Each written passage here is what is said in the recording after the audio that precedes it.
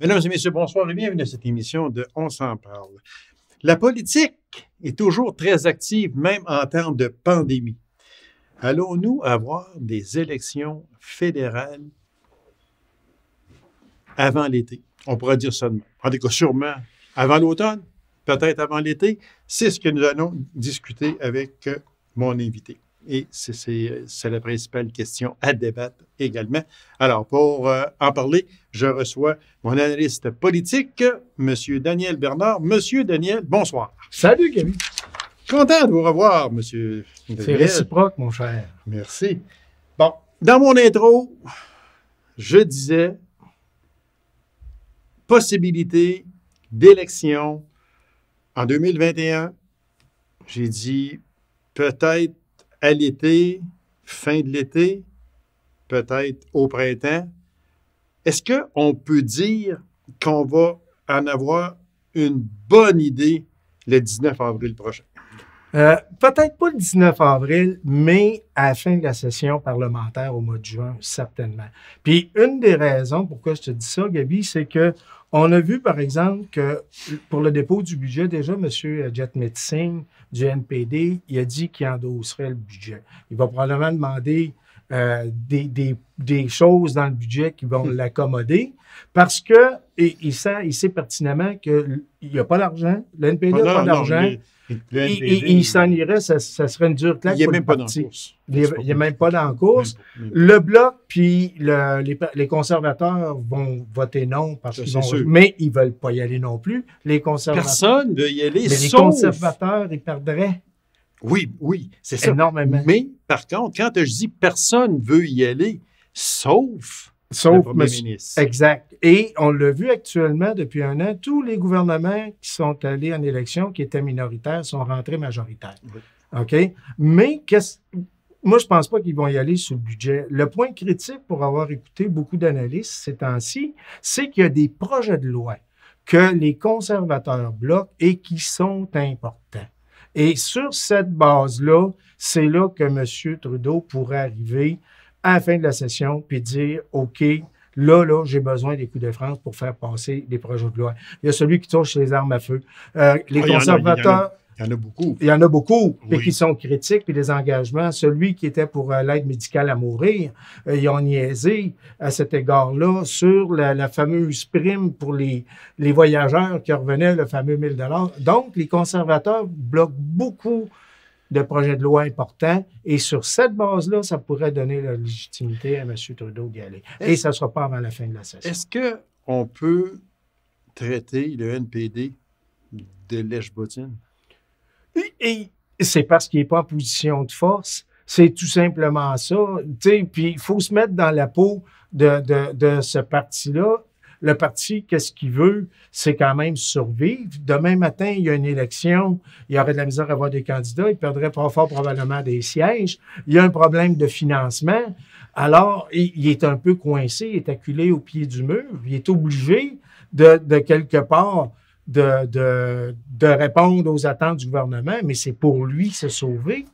Pour le NPD, là, qu'on a connu avec le bon vieux Jack, il faut en parler, puis Thomas Mulcair, que je prends à l'ajout très souvent, puis je le trouve, il parle tellement bien. Oui, Tom. Mais on est loin du vieux Jack, là, avec ça. Là. On est loin, là, avec Jagmeet Singh. Oui. Mais qu'est-ce qu'il fait en politique, dans le sens que c'est pas le genre de chef qui va soulever le Québec vers lui comme Jack Layton le faisait, puis comme Thomas Mulcair, que je pense encore, quand il est parti, ils l'ont mis à la porte, tout simplement. Puis ils ont mis un homme excessivement solide à la porte à ce moment-là. Mais qu'est-ce qui fait que Jagmeet Singh, il fait quoi, là? Mais moi, je n'aurais pas trop de blâme. Puis la simple raison pourquoi par rapport à ça, surtout on le vu avec Tom, puis la dernière élection, le NPD, il retournait essentiellement à son niveau historique. OK? Qui a été troisième parti tout le temps, dans le temps de M. Broadbent, puis tout voilà, ça. Aussi, exactement. OK? Et pour les vieux de notre âge, là, M. Broadbent, ça dit quelque chose. Oui. Puis Mme McDonald, mais... je coule avec vous, monsieur. Alors, mais tout ça pour dire, Jack Layton, lui, par son charisme, Oui, il a lui, amené c'était ce ça. parti-là à un autre niveau, particulièrement au Québec à cet égard-là. Mais par la suite, le parti, même avec l'arrivée de Tom Mulcair, qui a pris la relève, le parti a baissé. Mais qu'est-ce qui a nui au parti NPD? C'est que M. Trudeau et les libéraux sont allés le dépasser par la gauche. Ouais. Un paquet de mesures.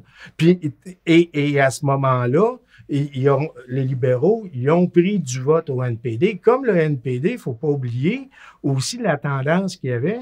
Quand Tom Mulcair est arrivé, OK, le parti qui était très, très, très à gauche, Tom Mulcair, il l'a ramené plus au centre. Il rentrait dans le champ des libéraux pour essayer d'aller faire des gains. Puis là, les libéraux, ils ont passé l'autre bord et sont allés occuper une partie de la gauche. Et maintenant, le NPD se retrouve dans la situation actuelle que, je dirais, M. Singh a hérité. Oui. Proprement dit, puis il aurait beau faire qu'est-ce qu'il veut, puis il y a peut-être, particulièrement pour le Québec, ça va être très difficile, surtout que M. Blanchet, on dira ce qu'on voudra, il fait une bonne job pour le Québec. Même si on ne l'aime pas, c'est globalement, Ouais, c'est un disons bon que oui, puis porte-parole. c'est le gars qui va aller chercher encore à la prochaine élection, peu importe elle sera quand, 55 et plus de sièges, 60, Probablement. 60 C'est ça, au moins une quarantaine, 50. C'est ça, exactement. Mais parce que on suit la politique, tous les deux, puis on est après du même avis sur beaucoup de choses, mais quel politicien, là, dans le passé, que les gens ont dit, avec le bon vieux Jack, ça c'est le gars qui peut s'asseoir, il va venir prendre une bière avec toi sur une terrasse, il va venir... Ça, là, il n'y a pas beaucoup de politiciens qui se font dire ça. Non, définitivement. Et on revient au charisme des personnes. OK? Et on le voit à l'opposé. Regarde, M. Trudeau, quand il est arrivé, quand il est devenu chef du parti, il était un peu dans la même bulle que Jack Layton, c'est-à-dire n'importe qui, il aurait voulu que ça soit le genre, les filles, tout ça. Oui. OK? Et maintenant, ça a baissé, puis on voit l'opposé extrême, l'arrivée de M. Erin O'Toole chez les conservateurs, qu'il ne lève pas du tout. Ah, il lève pas du tout. Pas, mais pas Et c'est pour ça, puis revenons au passé, M. Dion, OK, qui avait aucun charisme, on a vu qu'est-ce que ça a fait. Donc, le charisme d'une personne, d'un chef de parti est très important. Et où le NPD, selon moi, l'ont manqué, malgré toutes les qualités de M. Singh, Jagmeet Singh, malheureusement, dans la population, il n'y a pas ce charisme-là pour couvrir toutes les couches et les différents groupes de la société. Qui va prendre le NPD puis le monter dans la population, va le monter en popularité au Québec? Si Jagmeet Singh, c'est pas lui qui va le monter, c'est sûr et certain. Si on prend les autres partis, Erin O'Toole, ça ne fonctionne pas du tout. Ça ne fonctionne pas. Alors, il reste qui au Québec? M. Blanchette, avec le Bloc, qui ne prendra jamais le pouvoir, c'est sûr, parce que le maximum qu'il peut aller chercher, c'est 75 comtés. Il reste qui? Justin Trudeau. C'est ça que... Puis on sait fort bien, vous et moi, que si Justin Trudeau veut prendre le pouvoir majoritairement, ça y prend aujourd'hui, demain matin, ça y prend au moins 10 sièges, entre 10 et 15 sièges au Québec. Ça, il va les avoir. C'est à peu près, c'est le nombre qu'il y a actuellement. Il va les prendre où? La région de Montréal. Mais à quel parti? Qui conserve les sièges actuels. Juste à rappeler, quand ils ont été les libéraux élus majoritaires, oui. OK, qu'est-ce qui les a rendus majoritaires? C'est les maritimes. Il avait tout raflé tous les comtés des maritimes, sauf un ou deux. Et la dernière élection, les conservateurs ont fait des gains des maritimes qui ont été des sièges à cet endroit-là.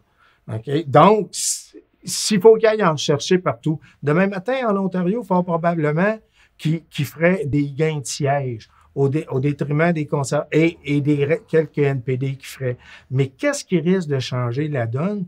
Que plusieurs parlent actuellement, et que est-ce que ça va se faire à court terme pour le prochain? C'est une scission, plusieurs parlent d'une scission potentielle au sein du Parti conservateur. Revenir à l'ancienne alliance, qui est l'Ouest canadien proprement dit, et les autres conservateurs du reste du pays. Et plusieurs en parlent actuellement d'une possibilité. Et ça ferait rentrer M. Trudeau. Le Parti conservateur est à refaire, lui aussi, même si M. O'Toole, ça fait pas longtemps qu'il est là. Mais M. O'Toole, qui est dans n'importe quelle province, il ne lève pas. Non, bien, la difficulté des conservateurs, et j'appelle ça le vieux démon, OK, c'est l'extrême droite. Tu as les changements climatiques, tu as l'avortement, qui est deux des dossiers majeurs du côté, puis que la population ne fait pas confiance aux conservateurs sur ce sujet-là.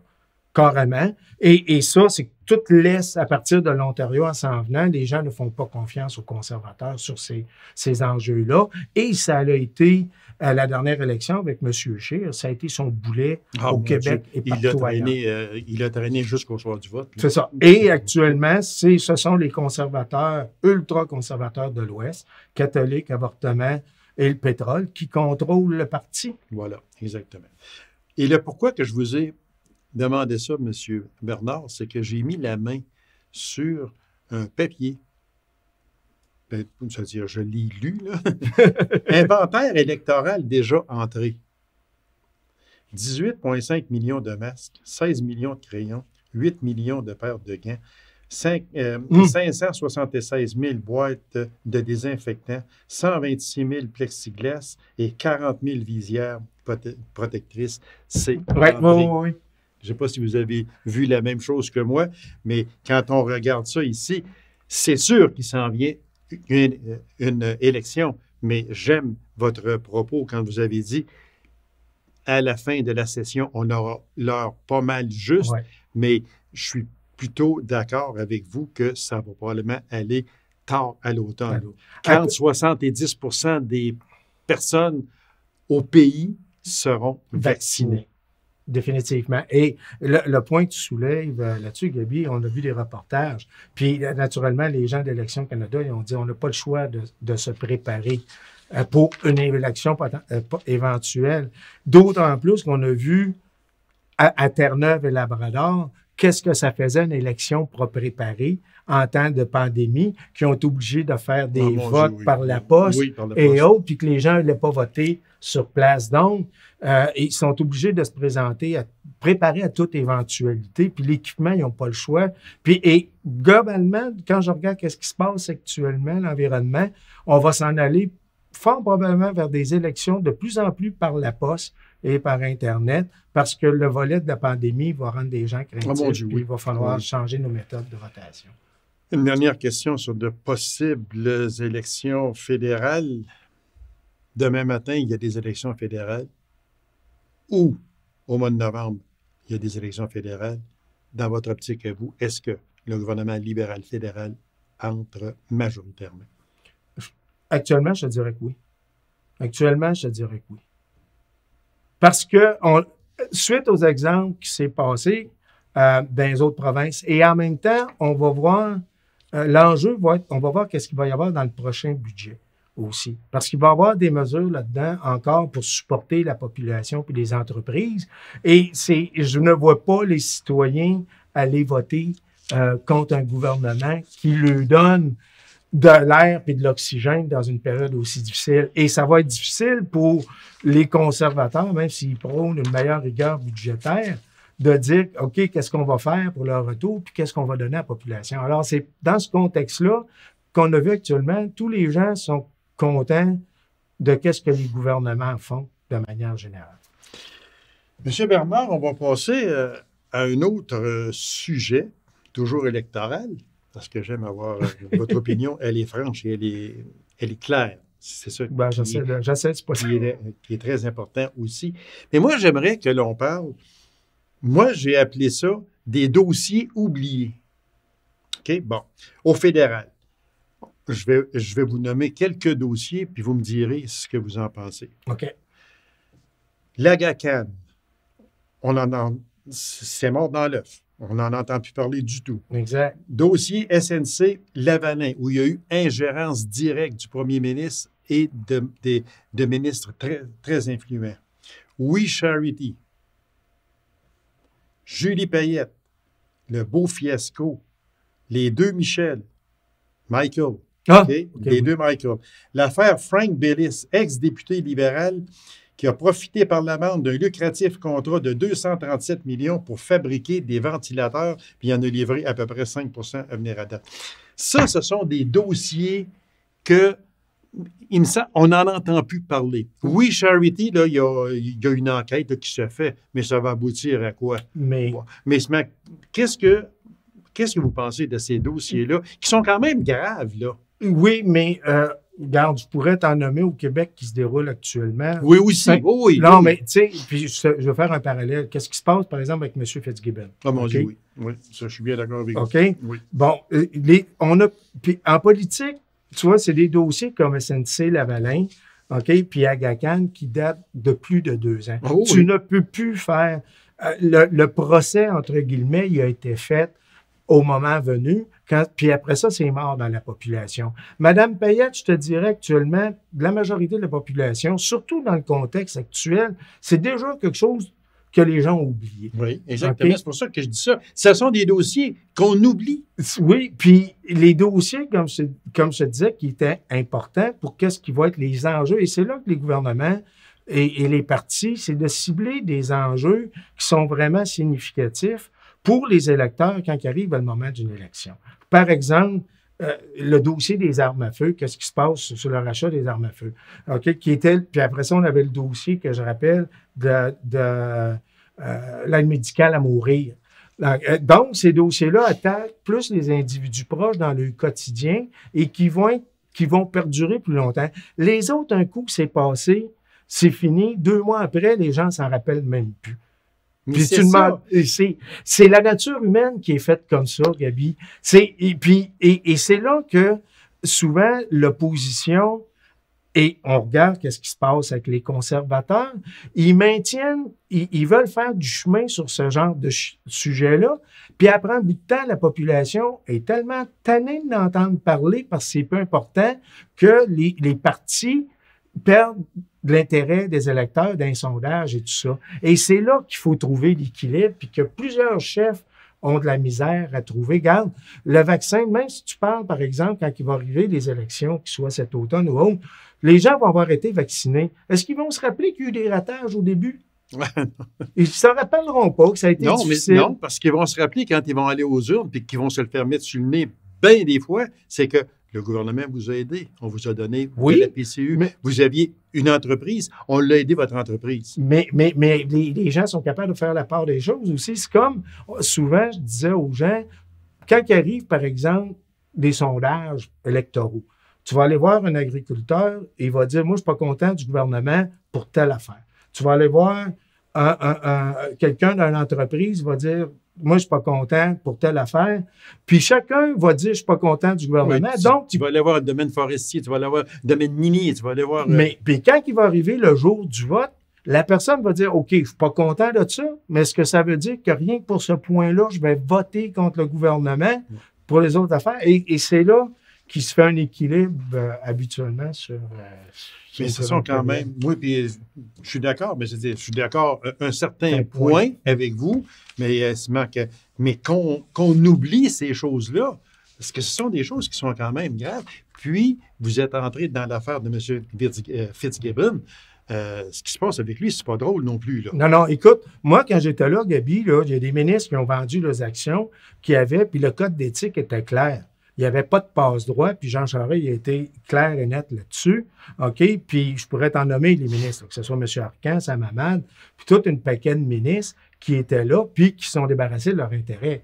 Puis les premiers qui étaient en train de crier au scandale, c'était l'ADQ et c'était la CAQ sur les ministres. Et maintenant, ils sont dans le siège. Il y a un ministre qui est en conflit d'intérêts, plus ça va être son 4e rapport du commissaire à l'éthique. Le premier ministre et M. Fitzgibbon, ils s'en foutent. Puis c'est indécent. C'est sûr que c'est... Mais moi, Où j'ai beaucoup de difficultés, c'est que une personne, puis là je ne veux pas prendre personne, je parle en général, peu importe le parti, personne arrive en politique avec une certaine influence. Il y a de l'argent, oui, OK, parce qu'il l'a fait honnêtement. Il a placé son argent, il a acheté des parts dans X, Y, Z compagnie, puis il s'en vient au gouvernement, on le nomme ministre, peu importe le ministère. Là, il faudrait qu'il se débarrasse de tout ça pour avoir les mains nettes. C'est ça, moi, que j'ai un peu de misère. Puis je vais faire juste avec ça, là, un parallèle. OK? Quand vous arrivez, là, avec un député ou un ministre, on va dire libéral, peu importe, vous avez une opinion sur telle chose. Votre gouvernement n'a pas la même opinion que vous. Vous êtes obligé de vous ranger du côté du gouvernement parce que vous devez approuver votre gouvernement. Puis quand il y a un vote, bien sûr, vous avez mal au ventre, vous allez à la chambre de bain ou peu importe, mais pour ne pas voter. Ça, moi, j'ai beaucoup de misère avec ça. Ça veut dire que la libre expression, elle n'est pas là. Mais je veux revenir au point, OK, d'avant. Les règles sont claires. Tu peux mettre tes avoirs dans une fiducie sans droit de regard. Oui. OK? Comme Pelado avait, je ne sais pas s'il l'a fait ou il voulait. Il ne l'avait pas fait à la fin. Au fédéral, les règles sont claires. Tu peux faire ça. Et l'autre chose, OK, c'est de t'assurer que quand il y a des dossiers qui viennent au gouvernement, qui touchent quand même si tu n'as plus le droit de regard, tu sais que tu es actionnaire d'une compagnie, à ce moment-là, il ne faut pas que tu interfères. OK? Puis, il faut que les règles soient claires parce que tu peux pénaliser des bonnes compagnies qui auraient besoin de l'aide du gouvernement, puis le ministre, en étant actionnaire, il serait brimé de l'aide gouvernementale. Donc, il faut une fiducie sans droit de regard et par la suite que le ministre se retire sur des décisions concernant. Dans le dernier cas de M. Fitzgibbon, par exemple, la fameuse photo qui a été publiée par le Journal de Montréal, on vient de voir, il venait d'avoir un aide gouvernementale d'une compagnie qui avait encore les actions et autres, et ça venait de son ministère. OK, l'Investissement Québec. Ça regarde mal. Même si ça a peut-être été fait correctement. Ouais. Puis ça a été fait déjà dans, peu importe le parti politique, là, ça a été fait aussi, puis ça continue à se faire. Puis revenant à ton autre sujet, pourquoi qu'un député... Moi, je l'ai vécu, ça, puis convaincu... Parce que vous n'avez pas toujours été d'accord avec votre gouvernement. Non, mais puis effectivement, quand il y a eu les premières histoires de pré-bourse, j'ai sorti compte, etc. Le point qui était important, c'était de faire valoir tes points correctement. Mais au final, l'affaire, le sujet, moi, qui était tout le temps important, c'était que je voulais garder mon influence auprès du gouvernement puis de mes ministres, pour pouvoir faire bénéficier les projets dans mon comté. Puis il y a eu des cas, par exemple, qui avaient touché l'industrie minière, qu'à un moment donné, j'aurais rué contre mon gouvernement quand il est arrivé certaines prises de position, puis le projet de loi. Puis à un moment donné, je parlais à mes gens ici, mes proches, tu sais, j'ai des collaborateurs, puis des gens qui étaient conseillers. Puis j'ai dit, si je sors comme ça, je risque de nuire à tel projet, tel projet, tel projet, tel projet. C'est que les gens m'ont dit, regarde, Daniel, ces projets-là sont plus importants pour la collectivité de l'Abitibi-Témiscamingue puis Rouyn-Noranda. Alors, c'est dans ce contexte-là qu'à un moment donné, la personne va dire, OK, j'ai fait valoir mon point, je ne suis pas capable de changer, mais est-ce que je peux me mettre mon gouvernement à dos ou avoir la grogne de mes autres ministres pour tel autre sujet? Et c'est là qu'on fait nos choix. Donc, moi, je vous vois venir un peu quand vous dites tout ça, parce que je vous connais quand même assez bien, merci. On n'a jamais ou presque abordé le fameux projet GNL Québec. Ouais. Qui va passer du nord ontarien jusqu'à Grande-Anse, au Saguenay. Êtes-vous pour ce projet-là? Moi, j'étais favorable. Puis, je vais te dire dans le sens suivant. Mais j'avais des bonnes chances que ce projet-là, je savais qu'il n'y aurait pas d'arrêt. OK? Moi, ce que je vois actuellement, on est au Canada. Il y a des provinces qui ont des richesses, OK? Puis qui veulent les exploiter au bénéfice de leur population et de l'ensemble du Canada. d'une part. Puis moi, dans une perspective canadienne, je me dis, si on peut les aider dans une perspective pour pouvoir en faire bénéficier avec toutefois des règles, je suis favorable à ça. L'autre volet, pourquoi? Il y a des gens ont tendance à oublier, mais au Québec, on est privilégié dans le sens qu'on a l'hydroélectricité, OK, qui est une énergie renouvelable, même si elle a certains impacts environnementaux quand tu inondes des rivières. Sauf que dans les autres pays, quand tu t'en vas en Asie, quand tu t'en vas en Afrique, quand tu t'en vas ailleurs, ils n'ont pas d'eau, ils n'ont pas d'énergie éolienne, ils sont sur le charbon ou encore moins. Donc, quand les gens parlent d'une énergie de transition, le gaz naturel est moins pire que le charbon.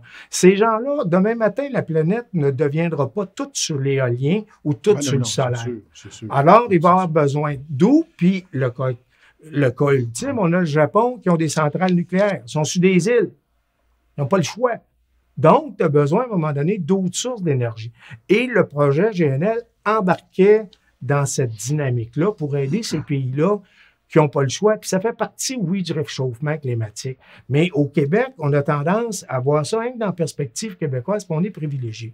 Mais ceci étant dit, il y avait, moi, dans ma tête, le projet, l'impact majeur était pour le fjord du Saguenay.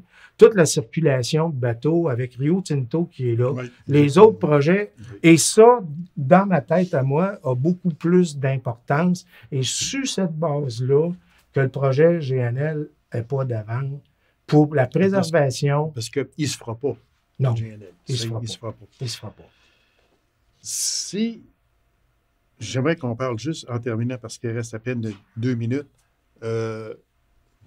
l'équilibre budgétaire au Québec. On peut l'avoir quand? Parce que là, le budget va être déposé, c'est sûr, plus tard, là, mais parce qu'il a été déposé là, puis on parle d'un équilibre budgétaire de quoi? En 2025? Dans 7 ans, donc 2027. 2027. Oui. Est-ce qu'on va se rendre à plus que ça? Il y a des bonnes chances. Plus loin? Entre vous et moi, il y a des bonnes chances parce que l'impact qu'on voit actuellement de la pandémie, il va être là encore 1 à 2 ans, selon moi. Alors, le temps de ramener l'économie, puis ou au niveau qu'elle était, mais surtout en termes d'emploi, parce qu'il va y avoir beaucoup de personnes qui vont avoir laissé des secteurs, puis qui vont retourner aux études et autres. Donc, il va y avoir un changement de l'économie et le vieillissement de la population, puis la pénurie de main-d'œuvre va perdurer. Alors, avant que les ressources financières reviennent... On peut parler de pas loin d'une dizaine d'années ou à peu près. Moi, je viserais plus 2030. Entre vous et moi. Ben, 3 ans de plus. Tant mieux le gouvernement était sage de repousser le 5 ans. Ça, oui. Je dirais, ils ont été très sages là-dessus, mais ça va être tout un débat parce que déjà, ils disent que peu importe, on est en déficit structurel. C'est-à-dire... C'est ça. Fait que tout ça mis ensemble, au fédéral, on n'a pas fini de payer et au provincial non plus. Non. Monsieur Bernard, merci. Ce fut un plaisir que de vous recevoir. Le plaisir était pour moi. Puis on va sûrement se revoir, j'en suis persuadé. On est tous les deux des fanatiques de la politique. Merci beaucoup. On en mange. Merci, M. Bernard. Merci. Alors, mesdames et messieurs, merci d'avoir été là. On se donne rendez-vous à une prochaine émission de On s'en parle. Au revoir.